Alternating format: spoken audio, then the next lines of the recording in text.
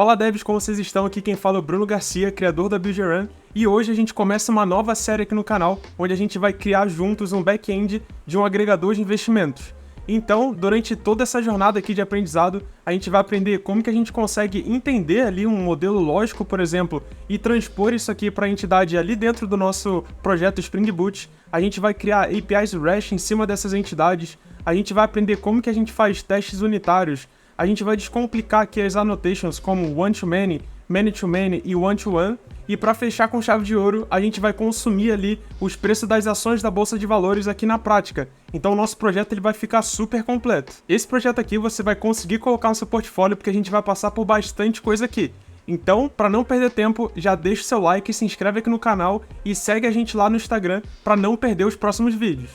Então, sem enrolação, já vamos para a nossa lista de tarefas aqui do vídeo de hoje. Então o primeiro passo é a gente inicializar o projeto e a gente vai ter uma sequência de etapas aqui. Para a gente não se embolar, a gente vai fazendo um passo de cada vez. Então, sem perder tempo, já vamos abrir aqui o site do start.spring.io, eu já tenho ele aberto aqui. Quando você entrar no site, você pode ir marcando aqui junto comigo a linguagem Java, o projeto como Maven, o Spring Boot 3.2. Como dependência, vamos colocar aqui o Spring Web, a gente coloca o Spring Data JPA e a gente também vai colocar o MySQL Driver, porque o nosso banco de dados ele vai ser o próprio MySQL. Aqui na esquerda, em Project Metadata, eu vou colocar o nome do meu pacote e você fica à vontade para colocar qualquer nome. E aqui no Artifact eu vou colocar como agregador de investimentos e na descrição, agregador de investimentos. Beleza, aqui em Packaging pode deixar como jar, e na linguagem do Java eu vou já utilizar aqui o Java 21. Depois de preencher isso tudo, você pode apertar aqui em Generate e importar lá dentro da sua IDE. Depois que eu fizer todo esse passo a passo, eu volto. Beleza, já estou com o meu projeto importado aqui dentro do IntelliJ, então vamos voltar lá para a nossa lista de tarefas e marcar aqui o primeiro item que a gente já concluiu. O nosso próximo item seria inicializar o nosso MySQL localmente. Aqui eu vou estar utilizando o Docker. Se você não tem o Docker aí no seu computador, pode pesquisar por Docker aqui no Google, ou acessar aí docker.com, que você vai cair no site do Docker e vai ter todo um passo a passo de como você consegue baixar e instalar ele aí dentro do seu sistema operacional. Caso você não queira utilizar o Docker, você pode procurar por MySQL e baixar o próprio executável ali do MySQL, mas eu recomendo você utilizar aqui o Docker. Beleza, como eu já tenho o Docker aqui instalado, a gente pode acessar esse site aqui do Spring, que todos esses links eu vou deixar aqui embaixo na descrição, então pode ficar despreocupado. Quando você abrir esse link, ele vai ter aqui todo um passo a passo que o Spring recomenda para a gente conectar ali com o MySQL, e se a gente for acessando aqui, ele vai indicar um Docker Compose, onde a gente consegue utilizar ele para poder subir o nosso projeto Spring Boot. Então aqui ele tem um exemplo de um repositório do Spring, e aqui dentro a gente vem aqui nessa pastinha de Complete, e ele vai ter um docker-compose.yaml. Então a gente pode copiar todo esse conteúdo desse arquivo e a gente vai lá no nosso projeto e a gente vai criar um novo arquivo, aqui new file, vou colocar o nome de docker-compose.yaml, e aqui dentro, a estrutura do Docker Compose, a gente precisa ter uma lista de serviços e depois a gente pode colar aqui o que estava naquele outro arquivo. Depois disso, a gente vai na nossa linha de comando e dá um docker compose up. Então eu vou vir aqui no meu Windows Terminal, eu já estou dentro da minha pasta, e eu vou executar aqui docker-compose espaço up. Dessa forma aqui, ele já vai começar a subir todo o meu banco de dados de MySQL, então eu posso esperar alguns minutos, que ele já vai deixar tudo redondinho. Beleza, ele já me indica aqui que o MySQL ele já está exposto na porta 3306, e agora eu já posso voltar lá para a nossa lista, indicando aqui que a gente já conseguiu subir o MySQL localmente. O segundo passo, a gente precisa configurar que o nosso projeto Spring Boot consiga se conectar com o próprio MySQL. Então, dentro daquele tutorial do próprio Spring, a gente pode voltar aqui naquele link, né? E mais abaixo, ele vai dar aqui todo o indicativo das propriedades que a gente precisa colocar no nosso application.property. Então, você pode copiar todas essas propriedades que estão aqui e a gente vem no nosso projeto, na pasta src main resources application.property. Aqui dentro a gente consegue colar esse arquivo e a gente vai ajustar aqui para a nossa configuração. Então, em username, a gente já pode ver que já está exatamente igual aquele Docker Compose que a gente copiou. Então, o Spring User, ele tem aqui o the password, e aqui o nome do banco de dados já está tudo no esquema. Caso você queira customizar, pode ficar à vontade, é só alterar no arquivo e alterar no outro também. Beleza, nessas propriedades aqui, ele está indicando com esse DDL alto que o Hibernate ele vai conseguir, ele tem até a descrição aqui, né? O Hibernate ele vai mudar a estrutura do banco de dados ali de acordo com as nossas entidades. Então, quando eu criar uma nova entity, eu criar os atributos, ele vai começar a criar as tabelas e alterar ali as colunas. Então a gente pode deixar esse update que vai facilitar bastante a nossa vida aqui. Beleza, em tese isso tudo aqui já está configurado, vamos subir a nossa aplicação Spring Boot para saber se ela já está toda redondinha. Então eu venho aqui no meu pacote Java, né, e eu dou um run nessa minha classe principal. Vamos ver se não vai ter nenhum problema aqui. Então eu vou expandir aqui para a gente acompanhar melhor o log. E beleza, ele indicou aqui que a nossa aplicação subiu certinha em 3.8 segundos. Então vamos voltar para a lista de tarefas para a gente marcar que a gente já conseguiu configurar o nosso projeto MySQL também. Beleza, agora a gente precisa criar a nossa entidade de usuário. Vamos voltar ali para cima do nosso modelo para a gente entender o que esse usuário vai ter. Então, nesse nosso agregador de investimentos, ele vai ser um usuário que vai poder ter um cadastro ali de contas de investimentos. Então aqui a gente vai ter um relacionamento one-to-many. E essa conta de investimentos, ela pode estar relacionada com diversas ações. Então a gente tem um estoque aqui embaixo, onde vai ser um relacionamento ali many-to-many. Além disso, a nossa conta de investimento, ela vai ter um endereço de cobrança também. Então aqui a gente vai ter um relacionamento one-to-one. Nesse vídeo, a gente vai focar só na entidade user, mas conforme a gente for avançando aqui, a gente vai desmistificando ali, descomplicando o resto. Então nessa nossa entidade user aqui, a gente vai ter o próprio ID, o username, e-mail e password. Então vamos mapear esses caras aqui lá dentro do nosso projeto. Então aqui dentro do projeto, eu vou parar essa execução aqui. E eu posso vir aqui agora no meu pacote que eu vou criar, chamado Entity, por exemplo.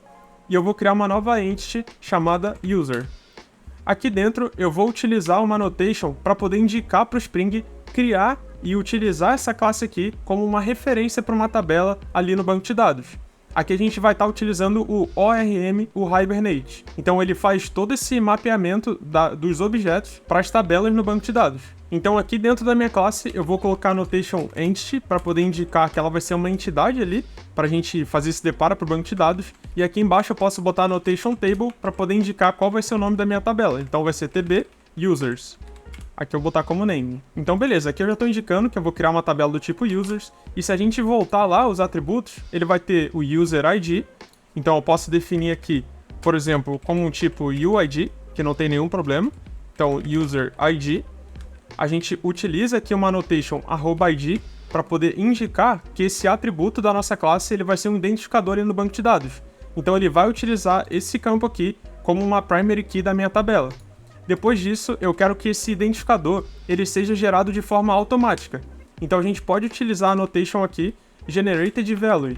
Aqui dentro, eu consigo escolher uma estratégia para esse valor automático que ele vai gerar, e a estratégia aqui no nosso caso vai ser um generation type UID. Então a cada inserção que eu criar um novo usuário, ele vai gerar um novo identificador para esse usuário de forma automática. E isso aqui fica tudo a cargo ali do Hibernate. Então beleza, mais abaixo vamos mapear os outros atributos. A gente tem aqui o username, e-mail e password. Então private string username, vamos criar mais abaixo o e-mail e mais abaixo private string password. Beleza, caso eu queira indicar um nome diferente para esses atributos para o meu banco de dados, eu poderia utilizar aqui a annotation @column. Essa annotation, ela permite que a gente defina aqui qual vai ser o nome dessa coluna no banco de dados para esse atributo. Então vamos supor que o nome da minha coluna seja USR ou qualquer nome diferente, a gente pode utilizar essa annotation. Então nesse caso aqui, vamos talvez colocar o mesmo nome só para a gente exemplificar, né? Vou deixar como username, e-mail e eu também vou colocar ali embaixo como password. Porque caso a gente mude num refactor aqui o nome do atributo, acaba não impactando o banco de dados, fica ali uma responsabilidade um pouco separada. Beleza, em tese nossa entidade está concluída com todos os campos que a gente precisa, mas é sempre bom a gente ter aqueles campos de auditoria, entre aspas, para a gente saber quando ela é criada e quando ela é atualizada. Então a gente pode utilizar aqui um outro campo do tipo instant, para guardar ali o tempo, né? Onde seria um creation timestamp, e a gente pode botar aqui um updated timestamp. Para o nosso Hibernate também gerenciar isso tudo para a gente pode utilizar aqui a annotation creation timestamp, e embaixo a gente pode colocar o update timestamp. Vou até botar o nome do campo como update também. Então, quando a gente criar ou atualizar a entidade, ele já vai preencher isso tudo sozinho pra gente. Beleza, como a gente tá com uma entity aqui, a gente precisa deixar ela um pouco vulnerável, digamos assim, pro framework ele conseguir gerenciar tudo isso aqui em tempo de runtime. Então a gente precisa criar aqui todos os construtores, né? Passando aqui todos os campos, a gente cria um outro construtor passando nada, né? Deixando um construtor vazio, e a gente precisa criar o getter e setter para todos esses campos. Com isso ele consegue ali, utilizando o Spring Data JPA, por exemplo, gerenciar toda essa nossa entidade da melhor forma. Beleza, eu acho que a nossa entity aqui já está bem completa. Vamos agora voltar na nossa lista de tarefas para a gente marcar que a gente finalizou a criação da nossa entity. Agora a gente precisa validar que as tabelas foram criadas corretamente. Como que a gente consegue fazer isso? Para a gente validar que as tabelas foram criadas corretamente, a gente pode ir lá no nosso projeto, vir aqui no application.property e a gente descomenta essa propriedade aqui, showSQL. Dessa forma, ele vai conseguir mostrar ali todo o comando que ele está mandando para o banco de dados. Então, quando a gente rodar o projeto, a gente vai conseguir talvez identificar ali que ele fez um comando de create table, por exemplo. Então, dessa forma, a gente vai conseguir evidenciar que ele identificou a nossa tabela e fez a criação. Então, aqui o meu projeto já inicializou e eu consigo ver aqui, por exemplo, que ele fez um comando do Hibernate. Então, eu tenho aqui, ó, create table, passando o nome da minha tabela, e depois ele foi criando cada uma das colunas. Então, eu tenho aqui user ID, eu tenho o meu creation timestamp, o e-mail, o password. Então ele consegue já criar todas as colunas que eu preciso e ela já me indica aqui também, ó, o meu primary key, que é o user ID. Então, basicamente, a gente definindo a classe Java, o Hibernate aqui já fez toda a criação para o banco de dados. Então, beleza, vamos voltar na nossa lista de tarefas e marcar que a gente conseguiu validar que as tabelas foram criadas corretamente. O nosso próximo passo aqui é criar os endpoints na nossa controller, então a gente precisa criar a nossa controller. A controller basicamente é a porta de entrada ali da nossa aplicação para que a gente consiga fazer chamadas HTTP, ou seja, chegar na nossa API. Então vamos criar aqui um pacote chamado controller para poder simplificar, né? E a gente cria uma nova controller chamada user controller, por exemplo. Aqui dentro a gente vai precisar definir algumas annotations. As annotations que a gente está definindo aqui é para o Spring conseguir criar essa classe aqui nesse formato que a gente espera. Então, se eu utilizar aqui, por exemplo, hash controller, o Spring ele já vai conseguir entender que tudo que eu defini dentro dessa classe vai ser provavelmente um endpoint ali na minha API. Então aqui, além disso, eu vou colocar mais uma annotation, que é o request mapping, onde eu vou definir o caminho ali da minha URL para poder chegar nessa API. Então eu vou colocar aqui, por exemplo, /users. Eu posso até dar uma versionada, /v1/users. E aqui debaixo da minha classe eu vou definir cada uma das funcionalidades. Então, como a gente quer fazer um CRUD aqui, a gente vai ter a criação, a leitura, a atualização e a deleção. Então, vamos voltar para nossa lista e ver aqui que agora a gente precisa criar os endpoints lá na controller. Então, vamos criar aqui para cada uma dessas funcionalidades. Então, do CRUD, né, primeiro a gente tem que fazer a rota de criação. Dentro do REST, a gente precisa utilizar ali o método HTTP post para poder fazer a criação de um usuário. Então, eu utilizo aqui o post mapping. Aqui dentro no contrato, eu posso utilizar um método público onde o seu retorno vai ser sempre um response entity, onde ele faz um depara da classe Java para o retorno HTTP. A gente vai ver isso tudo na prática, relaxa. E aqui o meu retorno, eu posso colocar, por exemplo, o meu user, que é da minha entidade. Depois eu vou colocar aqui create user. E eu, em tese, vou receber também um user como parâmetro. Eu depois posso criar uma classe aqui melhor para a gente receber. Por enquanto aqui eu vou deixar como string body, por exemplo. Aqui dentro, beleza, a gente já tem a nossa rota mapeada, a gente deveria retornar alguma coisa aqui. Beleza, em tese a primeira rota já está pronta, vamos criar as outras. Nessa minha segunda rota eu vou utilizar aqui o getMapping, passando, por exemplo, deixa eu só fazer um import, né? Só passando aqui qual vai ser o path, né? Que vai ser o ID, ou posso colocar aqui, por exemplo, user ID. Então dessa forma a gente vai estar recebendo ali a consulta de um usuário por ID. Então eu preciso indicar aqui que ele vai vir através de uma variável do path, onde eu posso colocar o nome aqui entre parênteses, por exemplo, como user ID, e aqui eu vou receber esse user ID. Então, dessa forma aqui, eu consigo, ó, get user by ID, receber esse parâmetro e depois retornar ali para dentro da minha API. Para a gente não precisar criar todas as rotas aqui agora, acho que é melhor a gente focar primeiro aqui na rota de criação, criar toda a service ali, interação com o banco de dados, e depois a gente volta para criar as outras. Para a gente fazer essa funcionalidade aqui de criação de usuário, é sempre interessante a gente fazer uma segregação das classes que a gente vai usar aqui dentro do projeto. A gente criou aquela classe Entity aqui, onde a gente tem todo o depara para o banco de dados, mas nem sempre o que está no meu banco de dados eu quero expor para minha API. Então, uma boa prática que a gente utiliza aqui é a criação de DTOs. DTOs são objetos ali que a gente consegue utilizar somente para essa transferência, né, entre uma camada para outra, para também não poluir muito o que vem do mundo externo para o nosso mundo interno, que é a nossa aplicação.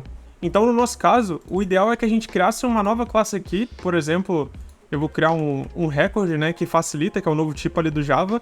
Eu vou criar como user DTO, ou melhor, create user DTO. Dessa forma aqui, eu consigo definir exatamente os campos que eu vou receber na requisição para eu poder fazer a criação desse usuário. Então, por exemplo, para eu criar um usuário, se eu fizer um depar aqui com a minha entity ela precisa de user ID, username, e-mail, password e esses dois últimos campos. Para quem está criando o usuário, o que eu preciso são somente esses três aqui do meio. Eu não preciso que ele me passe o ID, nem a data que ele está criando. Isso tudo eu consigo gerar de forma automática. Então, no nosso DTO, o ideal é que a gente peça somente o campo que a gente precisa. Então, username, eu posso colocar aqui e-mail, eu posso colocar aqui também o password. Então, dessa forma, na minha controller, eu posso colocar aqui que o meu request body, ele vai ser um create user DTO. Então, dessa forma, eu já tenho todos os campos que eu preciso para depois eu chamar ali as minhas outras camadas para poder gravar no banco de dados. Então, para eu poder gravar no banco de dados, eu preciso criar uma nova classe aqui dentro do nosso projeto. Então, eu vou criar um novo repositório aqui chamado repository. O repository é onde a gente vai ter ali uma implementação feita pelo Spring através ali da dependência Spring Data JPA, onde através de uma interface ele vai saber criar toda a implementação, né, de ir lá no banco de dados e fazer um insert dessa nossa entidade. Então vamos criar aqui uma interface do tipo user repository, por exemplo, então repository. E aqui dentro dessa interface a gente vai precisar estender o JPA repository. Essa interface JPA repository, ela recebe duas generics aqui. Se a gente prestar atenção, a primeira é o tipo da nossa entidade e a segunda é o tipo do nosso ID. Então, como eu estou no repository de usuário, eu preciso indicar aqui a minha entity, né, como valor ali, então vai ser somente user, e o tipo do meu ID. Como que eu vi aqui, na minha entidade o tipo é do tipo UUID, então aqui dentro do meu JPA repository, eu preciso indicar esse tipo UUID. Dessa forma aqui, o Spring ele vai saber entender a minha entidade e fazer toda a implementação para poder gravar ela no banco de dados. Além de definir essa interface, eu preciso indicar para o Spring que ela existe. Então, é sempre importante a gente utilizar aqui em cima que essa interface ela é do tipo repository. Dessa forma, o Spring vai entender e vai criar essa implementação, digamos assim, em tempo ali de runtime. Então, beleza, a gente já criou aqui todo o mecanismo para o Spring ele conseguir se conectar com o banco de dados. E por outro lado, a gente também tem a nossa controller, que é o nosso ponto de entrada da aplicação que vai receber a requisição. Agora a gente precisa juntar as duas partes, o que salva no banco de dados e o que recebe ali no nosso endpoint na nossa API. Para isso, a gente vai criar mais uma camada aqui do nosso projeto, que vai se chamar Service. A Service é onde eu utilizo ali para poder fazer essa amarração do que vem da controller para o que vai para o repository. Então vamos criar aqui, por exemplo, um user service, e aqui dentro a gente vai ter alguns métodos, por exemplo, de criação de usuário. Então podemos colocar aqui public void create user, e eu vou receber aqui um create user DTO. Então eu posso colocar aqui o meu DTO, e beleza. Então agora a gente vai precisar utilizar aqui um conceito que é um pouco diferente para quem está começando no ecossistema Spring, que é a injeção de dependência. Injeção de dependência é quando a gente precisa, por exemplo, de uma outra classe dentro da nossa classe. E a gente não quer, por exemplo, fazer a instanciação aqui na mão, digamos assim. Então, por exemplo, eu tenho aqui a minha classe, a minha interface de repository. Eu preciso utilizar ela dentro da minha classe de service. O ideal é que eu não faça, por exemplo, um new user repository aqui, porque acaba que a minha aplicação ela vai já definir, né, como que ela precisa da implementação. O ideal é que ela defina ali um contrato do que ela precisa, né? Como uma interface, por exemplo, e quem quer utilizar essa service, ela define como que ela vai passar essa dependência. Dessa forma, a gente acaba invertendo o controle aqui. Então, a minha classe user service, ela indica que ela precisa, cara, eu preciso de um user repository. Mas como isso está sendo implementado, se é realmente ali com MySQL, se é, por exemplo, com Postgres, isso aqui não fica a cargo dessa minha classe service. Ela só indica que precisa. Então, vamos tentar exemplificar isso aqui. Eu definiria um atributo dentro da minha classe, por exemplo, private user repository, e aqui eu indico para o Spring injetar ela como uma dependência.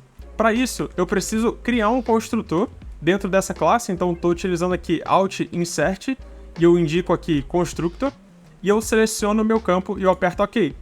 Dessa forma aqui, o que acontece? Quando o Spring ele vier criar essa classe user service, ele vai verificar que a gente precisa dessa implementação user repository. Então ele vai procurar em nosso projeto quem possui a implementação dessa interface, e assim que ele achar, ele vai injetar dentro do nosso projeto. Então, com isso, aqui embaixo, quando a gente precisar utilizar, a gente não sabe como a implementação de fato está sendo feita, mas a gente sabe que ela vai ser feita por alguém. Então, por exemplo, para a gente poder testar isso aqui logo e tirar todo esse mistério, dentro dessa minha classe service, eu também preciso indicar para o Spring que isso aqui vai ser uma classe que vai conter regras de negócio, para ele também conseguir fazer injeção dessas dependências. Para isso, também tem uma annotation dentro do Spring que se chama @service.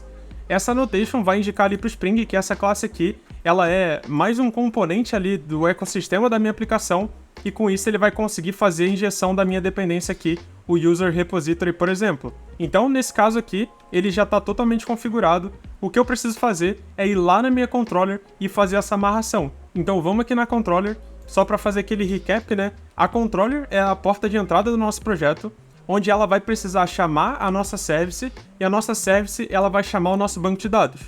Depois o banco de dados retorna, a service retorna para a controller, e a controller retorna ali para o usuário que está chamando a nossa API, por exemplo. Então, como a nossa controller precisa se comunicar com a service, a gente vai utilizar o mesmo conceito aqui de injeção de dependência em inversão de controle. Então, aqui dentro, eu vou definir o meu atributo, por exemplo, private user service, e eu vou injetar ele aqui dentro do construtor. Dessa forma, o Spring está fazendo aquele mesmo esquema. Cara, essa classe aqui, ela precisa de uma service de usuário. Onde no meu projeto eu tenho essa service?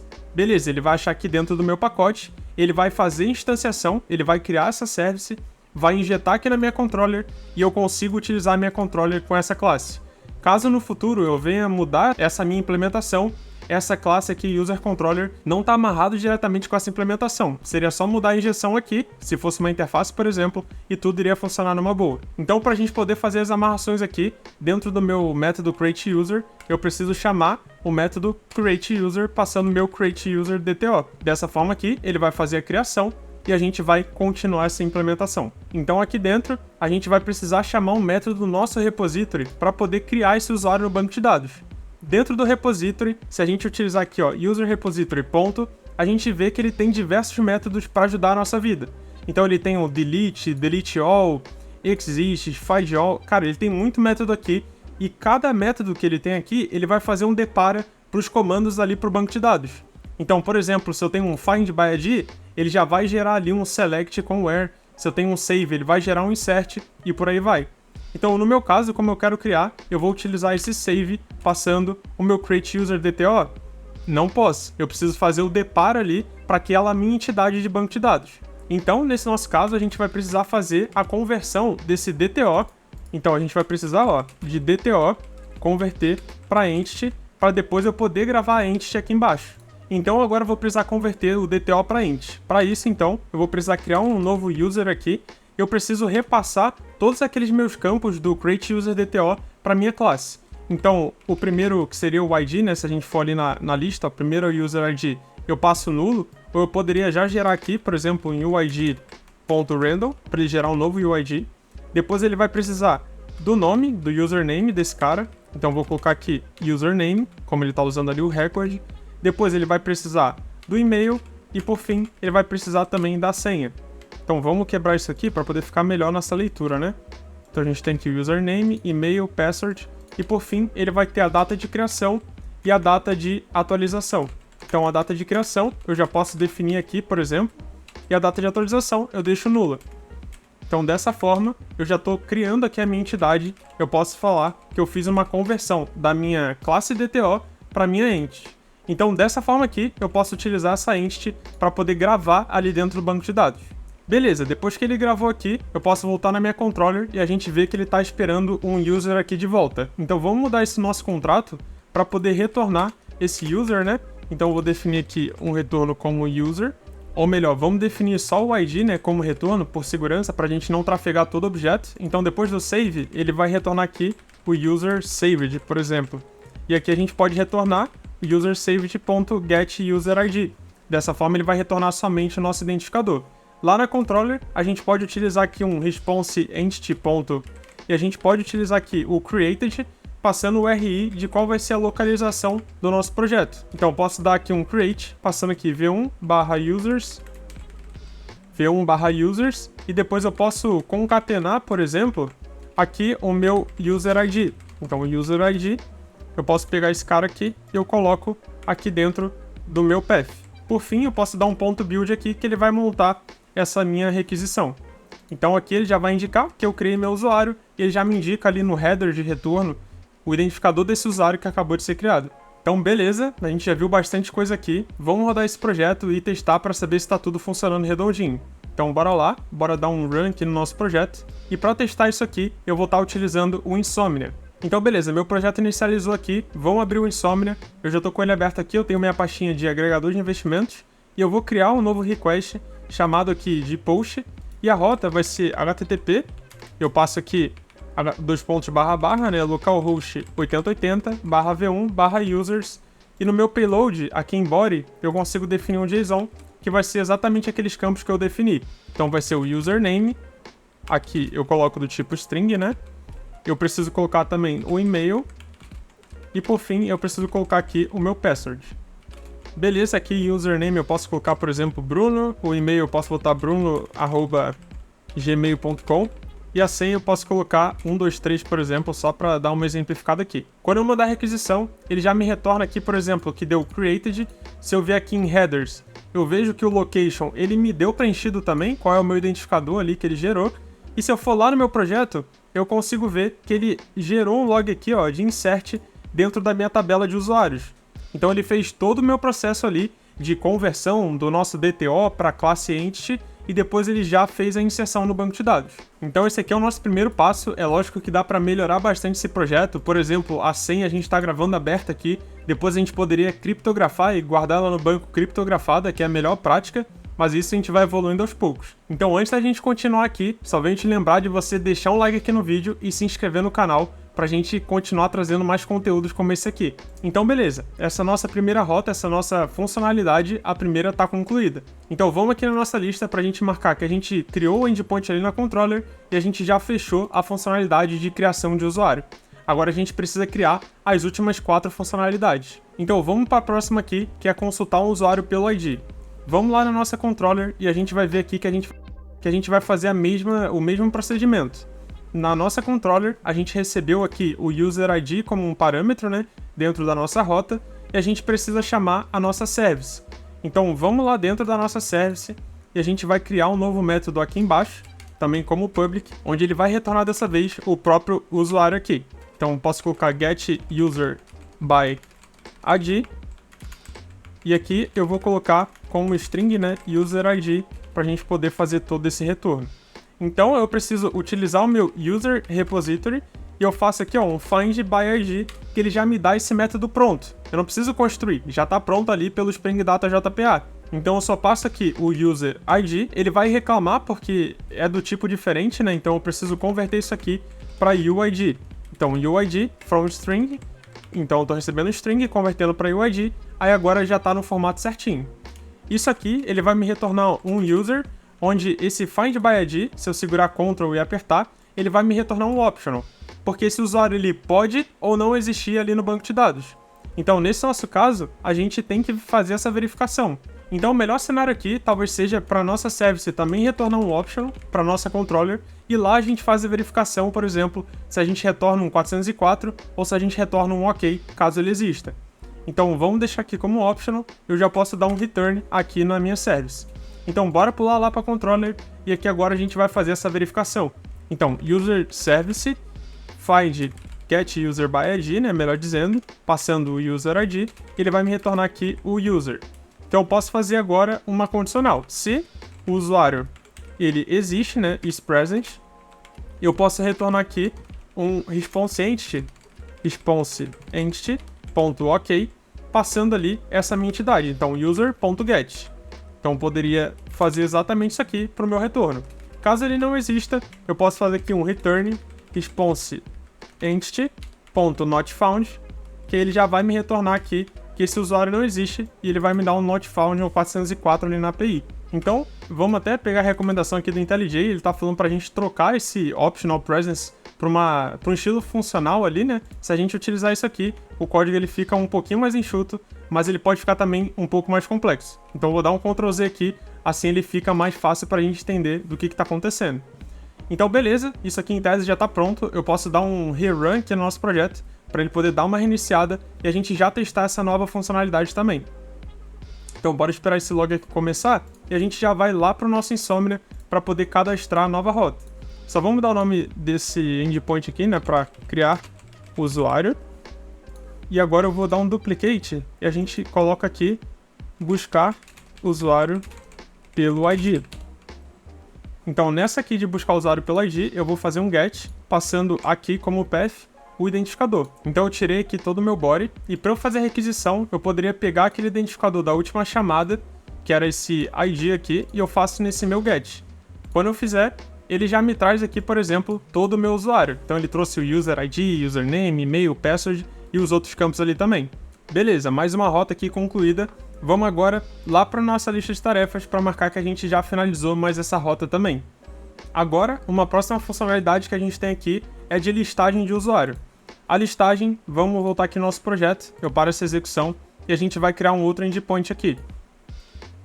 Então, aqui dentro da nossa controller, vamos lá dentro, a gente vai criar mais uma rota, chamada aqui também getMapping, onde a gente vai passar /users aqui, ou melhor, eu não preciso passar nada, né, porque ele já está definindo aqui em cima, então somente um getMapping, aí eu vou retornar todos os usuários ali do meu banco de dados. Então vai ser um public response entity, eu posso colocar aqui, por exemplo, como uma lista de usuário. Dessa forma, eu posso só fazer um import aqui do list, né? Então, Java útil, boto aqui list users, por exemplo, e ele vai listar todos os meus usuários aqui. Então, para essa funcionalidade que funcionar, eu preciso ir lá na minha service. Então, vamos abrir a service aqui de novo, no meu pacote de service, e a gente vai criar um novo método. Vai ser public list de user, para ele retornar uma lista de usuários, né? Também faço o import aqui do list do Java útil. Eu boto aqui list users. Então, dessa forma, eu posso chamar o meu user repository .findAll para ele trazer todos os meus usuários que estão no banco de dados para dentro dessa lista. Então, se eu voltar na controller, eu já posso utilizar aqui, por exemplo, user service list users, e ele já vai me trazer uma lista de usuários. Eu só preciso agora fazer a conversão para o response entity. Então, posso ter aqui uma variável chamada users, e aqui embaixo eu dou um return response entity.ok, e eu me passo aqui o users, e beleza. Em tese agora eu já tenho aqui a minha rota de listagem também concluída. Vamos rodar o projeto e a gente já testa ali pelo Insomnia também. Então vamos lá, mapear já a nossa rota, eu vou dar um duplicate aqui.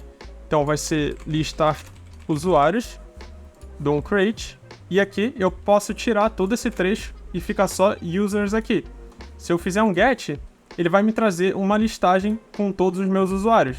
Se eu fizer a criação aqui de mais um usuário, por exemplo, João, e aqui eu boto aqui joão@gmail.com 456. Se eu dou esse post, quando eu venho aqui na minha listagem de usuários, ele já me traz agora o João e ele me traz também o Bruno. Então ele está me trazendo todos os usuários ali do banco de dados. Então beleza, vamos voltar para nossa lista de tarefas e a gente marca aqui que a gente já fechou a funcionalidade de listar os usuários também. A próxima seria de atualização, mas ela é um pouquinho mais complexa, vamos já matar a de deleção aqui, que a gente já ganha uma velocidade. Então vamos voltar lá na nossa controller, a gente para o projeto aqui. Dentro da controller, user controller aqui, eu vou criar mais uma rota. Para deleção, a gente vai utilizar o delete mapping. Dessa forma aqui, o meu response também é um response entity. E nesse caso, a deleção, uma boa prática que a gente tem é não retornar nada no payload. Então eu posso colocar aqui, por exemplo, void, que eu vou ter um retorno ali HTTP, mas o seu body vai estar vazio.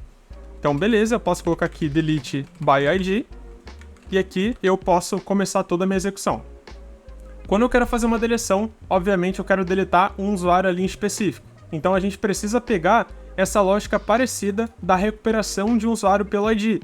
Então eu abro aqui dentro do meu delete mapping o meu parênteses e eu coloco entre chaves o nome ali da minha variável, que seria user ID.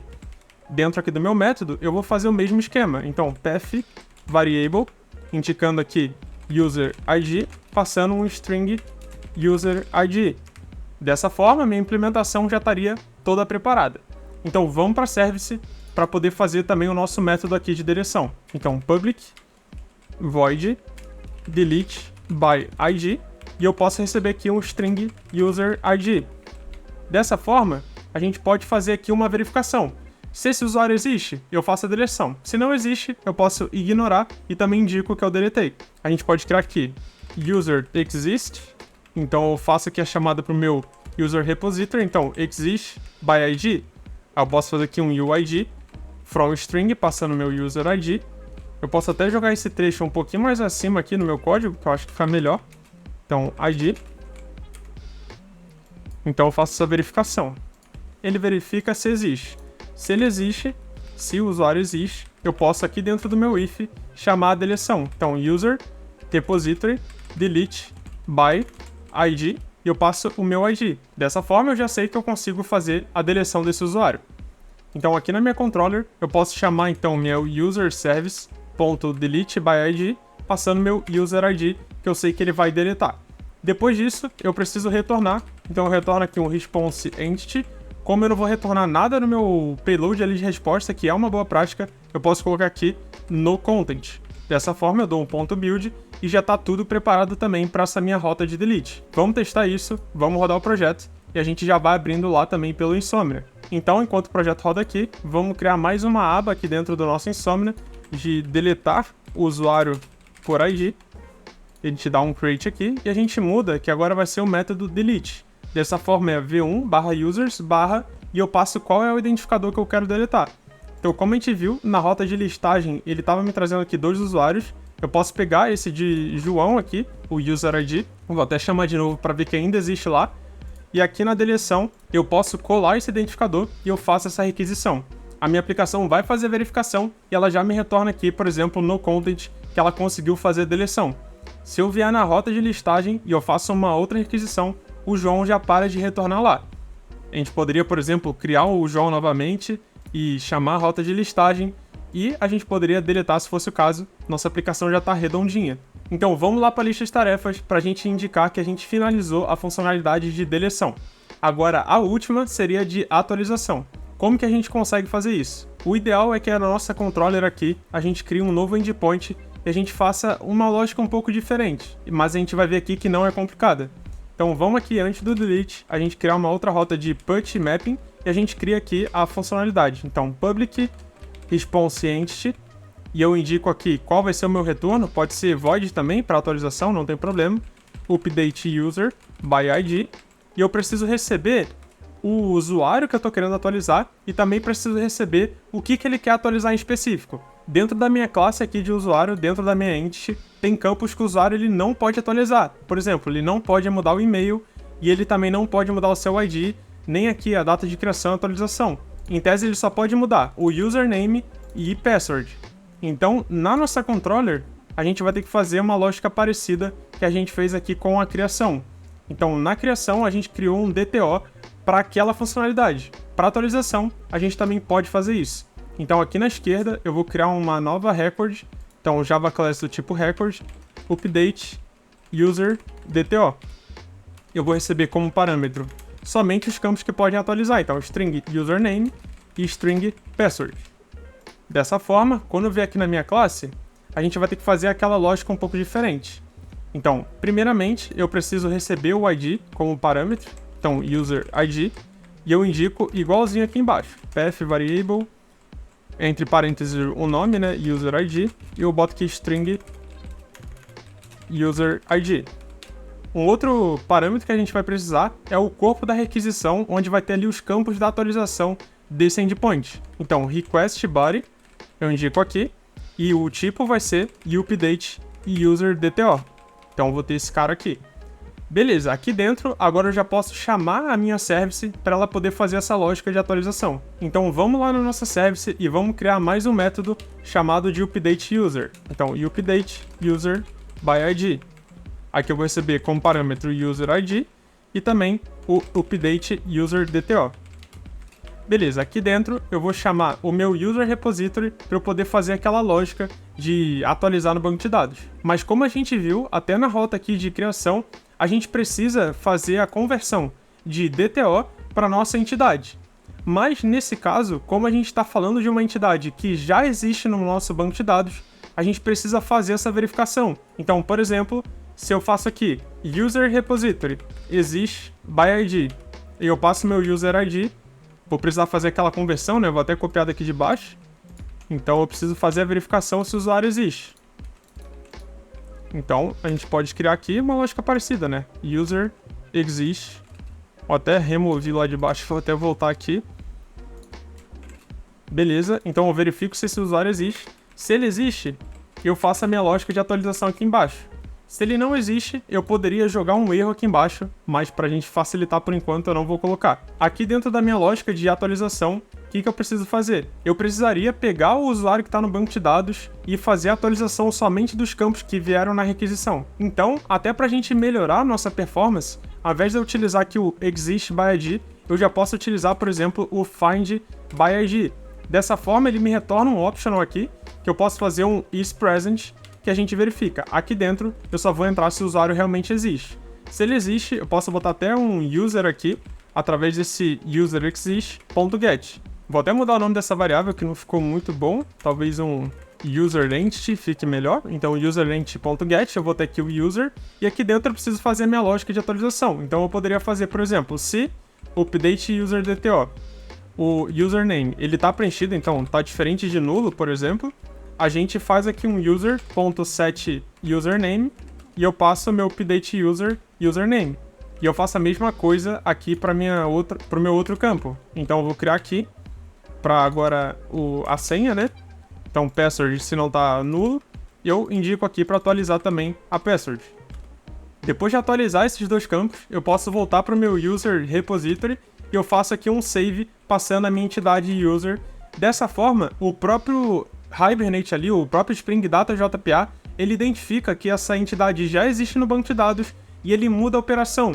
Ele não vai fazer uma operação de insert, dessa vez ele já vai fazer uma operação de update. E a gente consegue ver isso aqui na prática. Então, vamos fazer o seguinte, vamos rodar esse projeto aqui e a gente vai fazer justamente esse teste lá pelo nosso Insomnia. Ah, faltou nossa controle, né? Vamos colocar lá para a gente não se embolar aqui. Então a gente tem que chamar userService.update e eu passo o meu user ID e eu passo o updateUser_dto.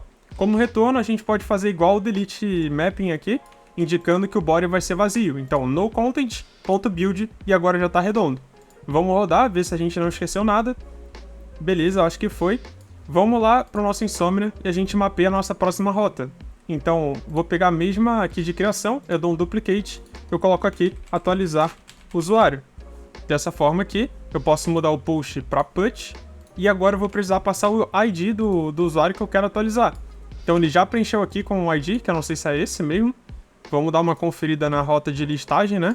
Então vou fazer aqui um get. Beleza, vou pegar o usuário Bruno aqui como exemplo. Então eu copio o seu identificador, e eu venho aqui no put, e eu coloco aqui em cima. Beleza. Como a gente viu, a gente pode atualizar somente o campo username e password, então esse e-mail aqui eu posso tirar dessa minha requisição. Então aqui no username eu posso trocar, posso botar, sei lá, Bruno2, e no password eu posso nem precisar mexer aqui, eu vou tirar ele do payload. Se eu fizer essa requisição, ele já me indica aqui um noContent. Em tese ele atualizou.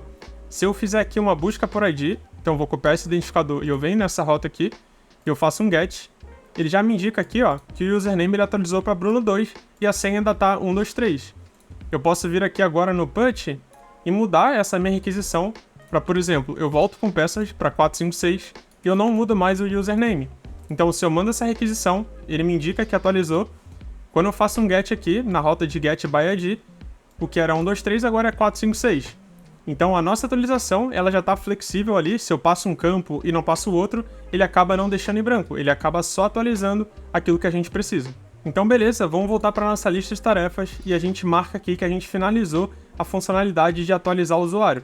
Então no nosso projeto aqui, a gente fez bastante coisa no vídeo de hoje, a gente já criou a nossa controller aqui com toda a lógica, né, para nossa funcionalidade de CRUD para essa entidade de usuário. A nossa service, a gente também já deixou ela redondinha, com algumas regras aqui, para a gente poder ir avançando ainda mais no nosso projeto. Mas esse vídeo fica por aqui, eu espero que você tenha gostado do que a gente viu aqui hoje. Vai vir muita coisa legal aí pela frente, então eu peço que você se inscreva aqui no canal, deixe seu like no vídeo, compartilhe com seus amigos para eles também conhecerem e aprenderem junto aqui com a gente. Qualquer dúvida, coloca aqui no comentário que a gente tenta responder em conjunto. Então, se você estiver vendo esse vídeo na data de lançamento, na semana que vem a gente vai ter a continuação desse projeto. Mas se você está vendo depois, já clique em algum lugar aqui na tela que já vai ter um novo vídeo disponível para você seguir. Então eu fico por aqui, um grande abraço e até a próxima!